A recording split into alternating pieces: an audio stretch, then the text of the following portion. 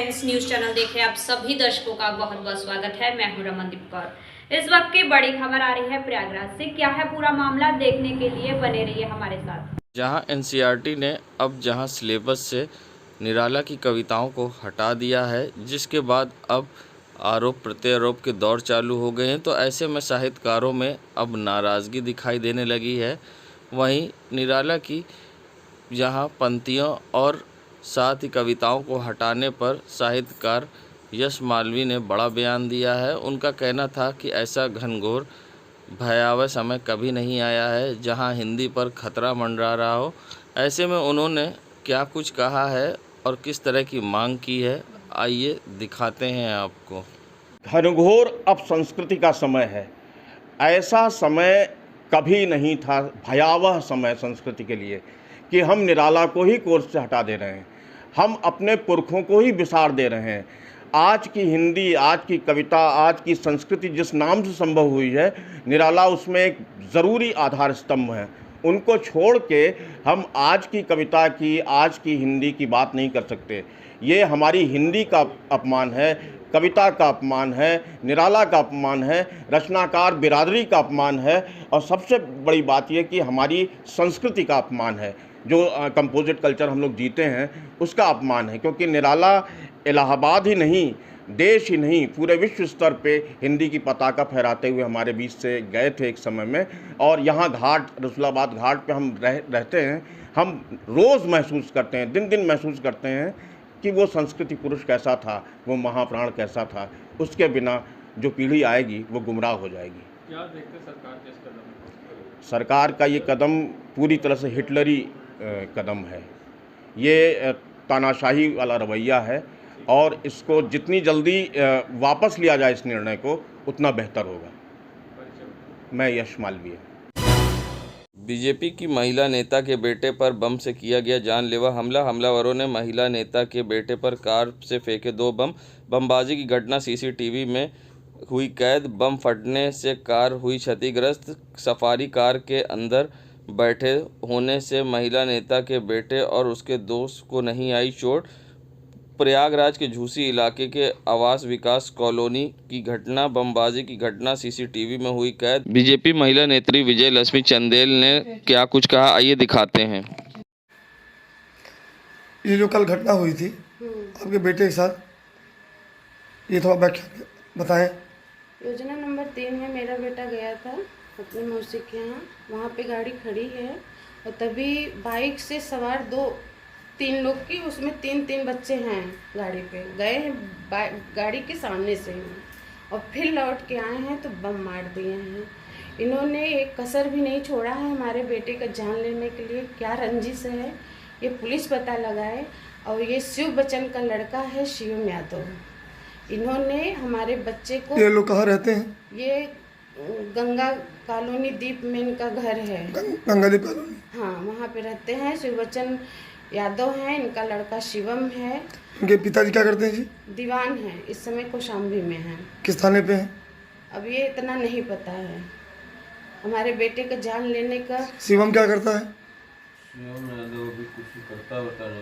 कुछ नहीं करता है, वो पूरा एकदम गैंगस्टर अपना बना रखा है, बढ़िया से खूब गुंडाई कर रहे हैं।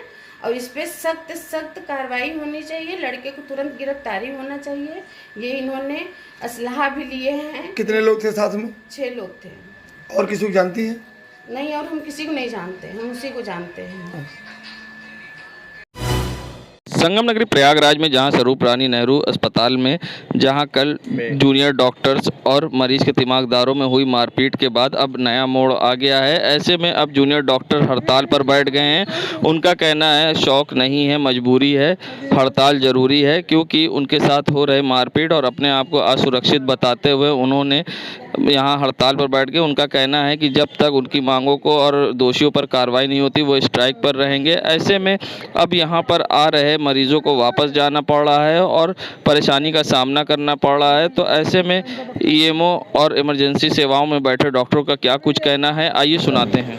ये जो विवाद है, ये कुछ अराजक तत्व हॉस्पिटल में आए और ये गन्स और पिस्टल लेके आए थे और डॉक्टरों के ऊपर इन लोगों ने बदतमीजी किया, गाली गलौज किया और ये अराजक तत्व बहुत भारी मात्रा में आए थे, 2-4 लोग नहीं थे, 3 गाड़ियों से आए थे और हमने प्रशासन को भी सूचित किया था। चौकी में हमने चौकी प्रभारी को भी इन्फॉर्म करवाया था और ऑन ड्यूटी डॉक्टर को टारगेट करके और उसको चिन्हित करके उसके ऊपर हमला किया है। और इन अराजक तत्वों के ऊपर हम ये चाहते हैं कि सख्त से सख्त जो भी कानूनी कार्रवाई हो वो की जाए।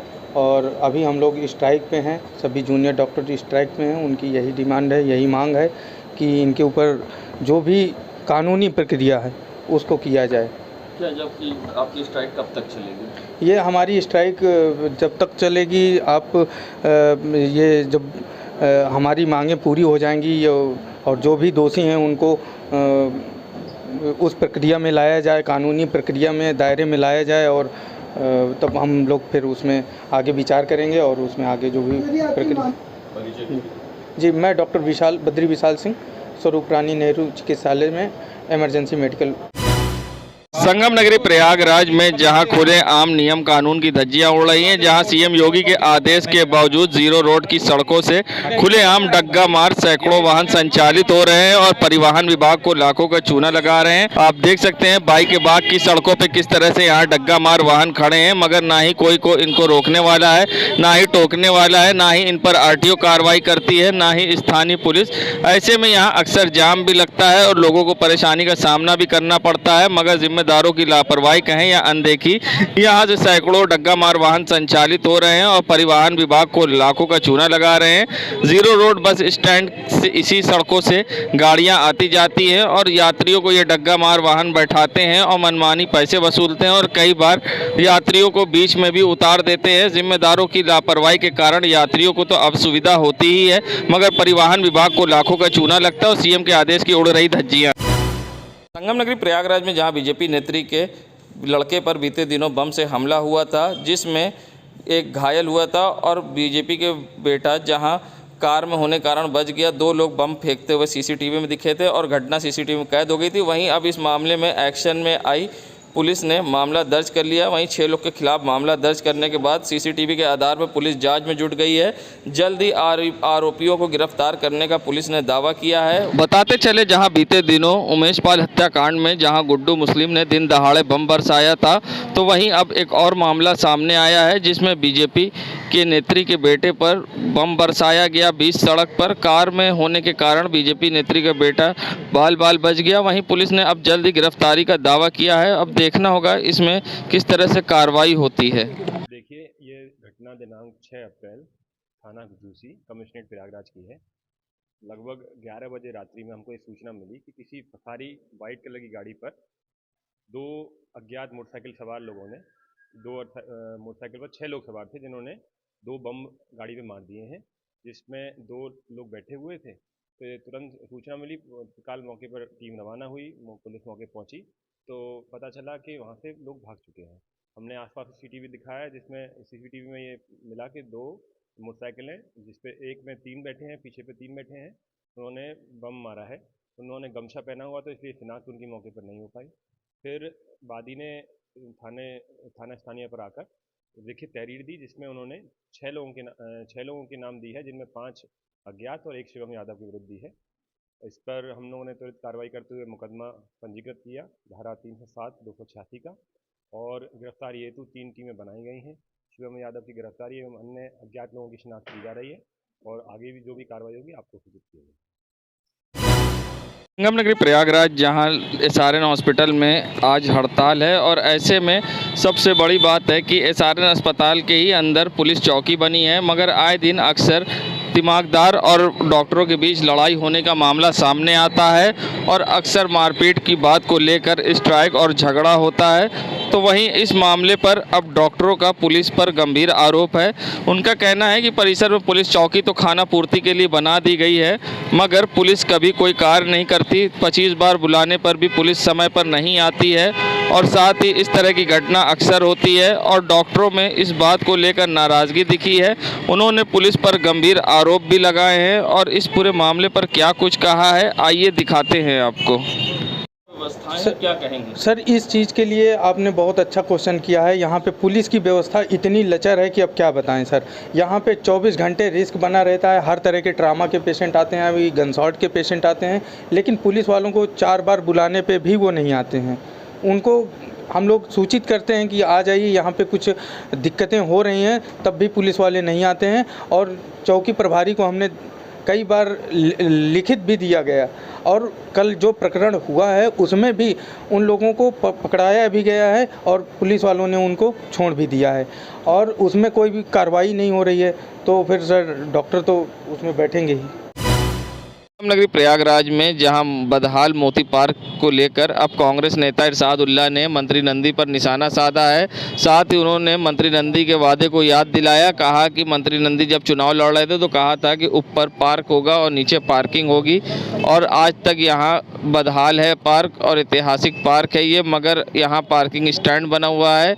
यहाँ के दुकानों के पास पार्किंग नहीं है और वो पार्क में गाड़ियाँ खड़ी करते हैं, और यहाँ के स्थानीय लोगों को परेशानी होती है, ना ही उनके पास टहलने के लिए पार्क है। और क्या कुछ कहना है कांग्रेस नेता का, आइए दिखाते हैं। देखिए, मंत्री नंद गोपाल गुप्ता नंदी जी ने चुनाव से पहले पिछले 15 साल से भी ये लगातार कहते चले आ रहे कि हम चुनाव जीतेंगे तो इस पार्क का सुंदरीकरण करेंगे और ऊपर पार्क होगा, नीचे पार्किंग होगी।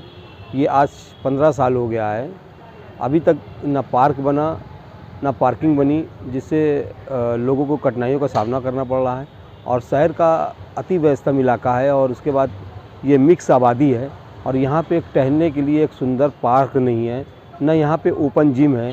गंदगी का एकदम अंबार लगा रहता है, और ये चुनावी वादा इनका जो है वादा ही रह गया। ऐतिहासिक पार्क में पार्किंग भी बनी है, पार्किंग बनी हुई है, हर तरफ जो है गंदगी का अंबार है, पार्किंग है, और यहाँ पे तमाम लोग आके अपनी गाड़ी भी अंदर खड़ी करते हैं। और उसके बाद जो यहाँ पे गंजेड़ी और तमाम तरीके के लोग भी आते हैं, यहाँ पे जुआ है और तमाम ऐसी चीज़ें लोग करते हैं। यहाँ पे बगल में बहुत बड़ी मार्केट है, इनके पास किसी पास पार्क? देखिए, यहाँ पे एकदम सामने ही आप देख रहे होंगे कि यहाँ पे एक लक्ष्मण मार्केट है, बहुत बड़ी पुरानी मार्केट है। ये इलेक्ट्रॉनिक मार्केट है, मोबाइल का पार्ट्स और मोबाइल रिपेयर होता है, लेकिन इन मार्केट में भी कोई पार्किंग नहीं है, और सारी पार्किंग ये पार्क के अंदर गाड़ी खड़ी करते हैं, जिससे जो है यहाँ के मोहल्ले वालों को जो पार्क ना होने की वजह से कठिनाइयों का सामना करना पड़ता है। नगरी प्रयागराज जहां आज 15 रमज़ान हो गया है, और ऐसे में जहां चौक पुराने शहर के बाज़ार में लोगों की भीड़ होती थी और पैर रखने की जगह नहीं होती थी, वहां आप देख सकते हैं किस तरह से सन्नाटा पसरा है और दूर दूर तक ग्राहक नहीं दिखाई दे रहे हैं। और साथ ही जिन गलियों में पैर रखने की जगह नहीं होती थी वहाँ आज 3 पहिया और 4 पहिया वाहन फर्राटे भर रहे हैं। ऐसे में दुकानदारों की परेशानी बढ़ गई है, और दुकानदारों का कहना है जहाँ 10 लाख का काम होता था वहाँ अब 10,000 का काम है, ऐसा उनका अनुमान है। उनका कहना है कि एकदम 10% काम रह गया है और महंगाई का असर सीधा बाजार में पड़ रहा है। ऐसे में दुकानदारों को अब परेशानी का तो सामना करना पड़ रहा है, और साथ ही उन्हें घर चलाने में परेशानी हो रही है। ऐसे में उनका क्या कुछ कहना, आइए दिखाते हैं। देखिए, कोरोना काल से पहले तो बिज़नेस बहुत अच्छा था रमज़ान का, लोग साल में इंतज़ार करते हैं 1 महीना रमज़ान का, कोई भी जितने व्यापारी हो किसी भी चीज़ का काम हो, और बहुत अच्छा चलता था। कोरोना काल के बाद धीरे धीरे रमज़ान में भी काम ख़त्म हो गया है, और महंगाई जिस तरीके से बढ़ रही है, लोग त्यौहार क्या मनाएंगे, लोग अपना घर का राशन ही पूरा कर लें, वही सबसे बड़ी चीज़ है। फिर स्कूल है, कॉलेज है, ये अप्रैल का टाइम है, उसमें लोग बिजी हैं। बहुत ना के बराबर मान के चलिए, 10% काम हुआ है मार्केट के अंदर। मान लीजिए अगर 10 करोड़ रुपए काम होता है तो 10 लाख रुपए उसको आप समझ लीजिए, ये स्थिति है मार्केट की। बिल्कुल काम है नहीं और व्यापारी बिल्कुल परेशान है। मुसाफ खान, व्यापार मंडल अध्यक्ष। प्रयागराज के उतराव थाना क्षेत्र के मेरादाण गांव में दबंगों द्वारा शंकर भगवान के मंदिर पर अवैध रूप से कब्जा कर उस मकान निर्माण कराए जाने से ग्रामीणों में गहरा आक्रोश है। ग्रामीणों के अनुसार लगभग 1.5 दशक पहले ग्रामीणों के सहयोग से ग्राम सभा की जमीन पर शंकर भगवान का मंदिर का निर्माण कराया गया था। आरोप है कि सत्यदेव ब्रह्मदेव धर्मेंद्र पुत्र गण स्वर्गीय राम करीब निवासी मेरादाण के कराया जा रहा है। ये आरोप है कि ग्रामीण द्वारा विरोध करने पर दबंगों की घर की महिलाएं लामबंद होकर गाली और फर्जी मुकदमे फंसाए जाने की धमकी दी जाती है। काबिल गौर हो कि ये मंदिर पूरी तरह से अवैध कब्जा कर निर्माण करने वाले आरोपितों पर पुलिस से शिकायत भी की गई, मगर अब ये देखना है कि उतराव पुलिस की हकीकत जानने के बाद दगामोग और किस प्रकार की कार्रवाई करती है। थाना अध्यक्ष श्रवण कुमार के अनुसार यहाँ जांच करी जा रही है और साथ ही कार्रवाई भी करने की बात कही गई है, मगर ग्रामीणों में आक्रोश है और ग्रामीण सड़कों पर उतरकर प्रदर्शन कर रहे हैं। राजेश कुमार। किस गांव के रहने वाले हैं? इसी गांव का मेरा गाँव। मंदिर के बारे में क्या कहेंगे? मंदिर के बारे में ये बचत जमीन पे बनी है, सब लोग सहयोग देकर बनवाए हैं। अब वो बाउंड्री रहना चाहिए, ये बाउंड्री टूटना चाहिए। अवैध कब्जा कौन कर रहे हैं? ये ब्रह्मदेव धर्मदेव ये लोग और मतलब क्या चाहते हैं आप? उसको टूटना चाहिए और ये बाउंड्री हटना चाहिए, मुक्त होना चाहिए ना मंदिर। क्या नाम है आप? ओम प्रकाश। शंकर जी के मंदिर पे अवैध कब्जा हो रहा है, आप क्या कहेंगे? अब जो मंदिर बना था इसके आगे कोई निर्माण न हो, यही सबकी इच्छा है। उस साइड में अतिक्रमण हो रहा है। हाँ, उस साइड में, उत्तर साइड में। कहीं शिकायत किए हैं आप लोग? हाँ, थाने पर किए थे। देश दुनिया की खबरों के लिए world media times news channel को सब्सक्राइब करें।